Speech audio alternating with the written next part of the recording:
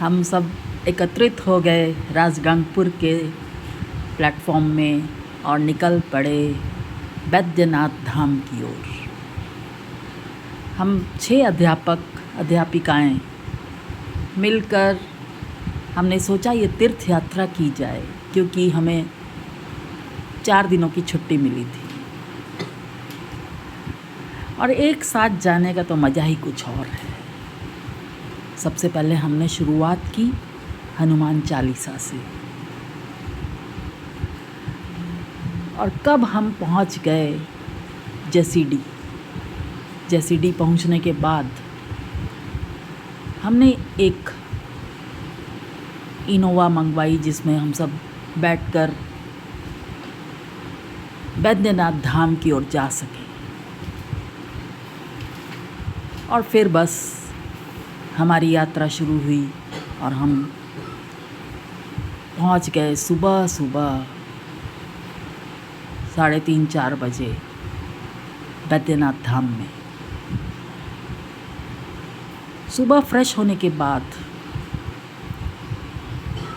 हम भी निकल पड़े बाबा और माँ के दर्शन के लिए। बैद्यनाथ धाम की कथा प्रचलित है कि रावण जो महादेव का अत्यंत बहुत ही बड़ा भक्त था और वह चाहता था कि भगवान शिव उसके महल में निवास करें। वह शिव से प्रार्थना करने लगा कि हे भगवान, हे शिव शंकर, आप मेरे साथ चलो। मगर शिव जी ने एक शर्त रखी कि ठीक है, ये लिंग तुम ले जाओ और अपने वहाँ स्थापित कर लेना, इसमें मैं ही विराजमान हूँ। रावण बहुत प्रसन्न हुआ और वह शिवलिंग को उठाकर ले चला अपनी लंका की ओर। मगर भगवान शिव ने एक शर्त रखी थी कि तुम इसे नीचे ज़मीन में मत रखना, अगर तुम इसे कहीं भी रखोगे तो यह वहीं स्थापित हो जाएगा। रावण बहुत ही प्रसन्नचित्त मन से चला, मगर रास्ते में उसे लघु शंका लगी।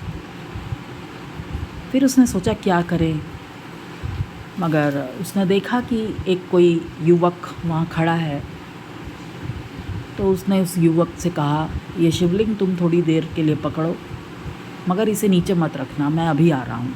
उस युवक ने जैसे ही शिवलिंग पकड़ा, वह तो बहुत भारी था और उठाने में असमर्थ था, और उसने शिवलिंग नीचे रख दिया। बस फिर क्या था, वो तो वहीं स्थापित हो गया और वह वहीं धाम बन गया। शिव बाबा वहीं विराजित हो गए और वह शिवलिंग बैद्यनाथ धाम में अब भी है और लाखों श्रद्धालु उसके दर्शन के लिए जाते हैं। हमें भी वह सौभाग्य प्राप्त हुआ और हम 6 लोगों ने वहाँ दर्शन किए। और फिर वहाँ पार्वती माँ का भी मंदिर है, जो एक शक्तिपीठ है। 51 शक्तिपीठों में एक यह बहुत बड़ा शक्तिपीठ है, जिसमें माँ का हृदय गिरा था। हमारे तो भाग्य सही में कृतार्थ हो गए हम माँ और बाबा के दर्शन करके।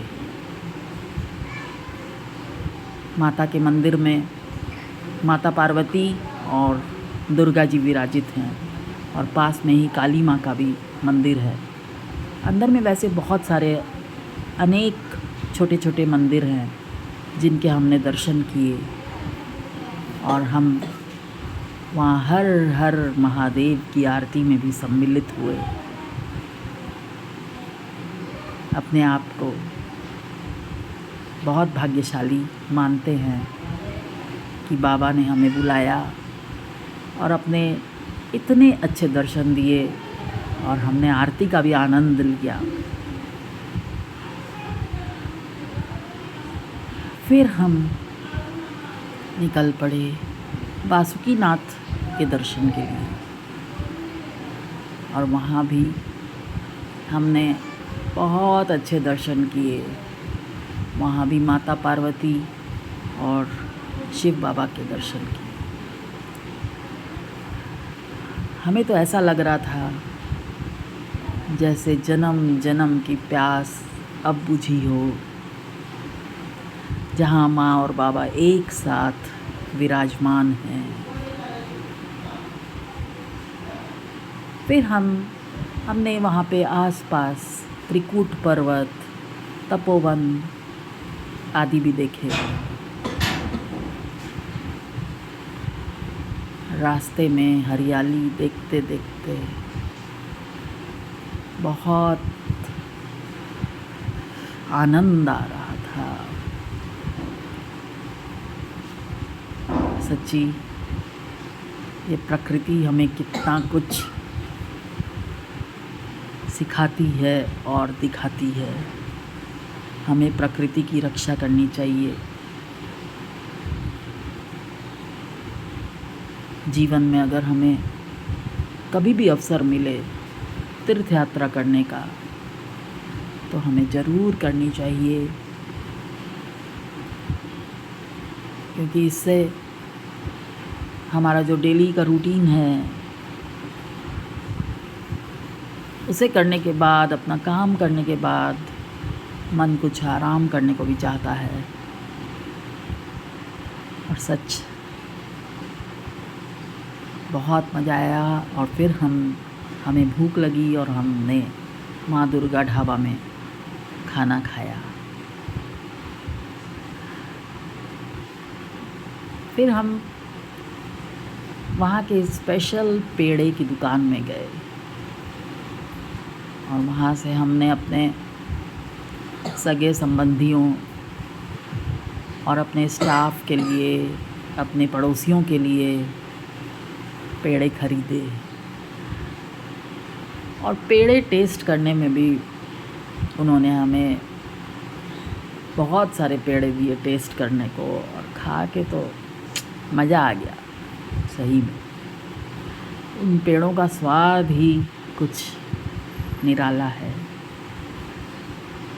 जहाँ भगवान का हर वक्त आशीर्वाद हो, और प्रसाद की तो मिठास की बात ही कुछ और है। और हम सब 6 लोगों ने घर के लिए भी पेड़े खरीदे।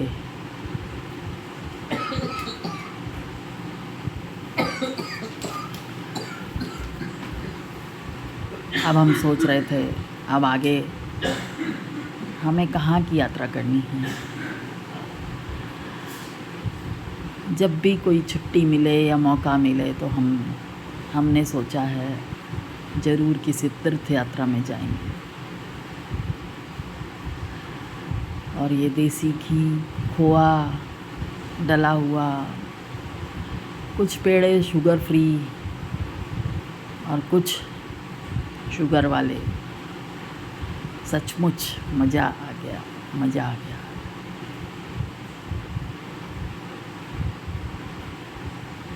फिर हम चल पड़े नौलखा मंदिर की ओर। एक श्री कृष्ण का मंदिर है वहाँ का, फेमस झारखंड का। हमने टोटो में भी बैठ के बहुत मज़ा लिया। और फिर हमने ये ऑरेंज आइसक्रीम भी खाई और सब ने मिलकर खाना खाया।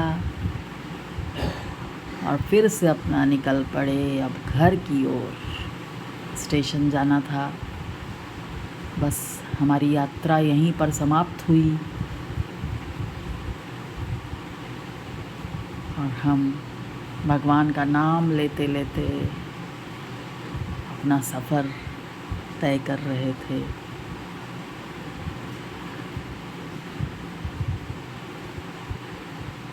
कार के ड्राइवर ने भी बहुत अच्छे अच्छे भजन लगा दिए थे।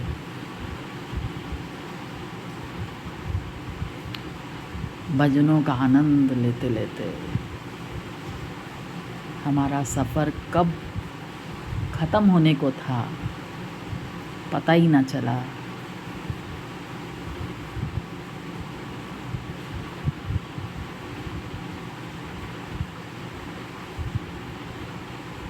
बस यही जीवन है, जीवन में आनंद लो और बस। Thank you.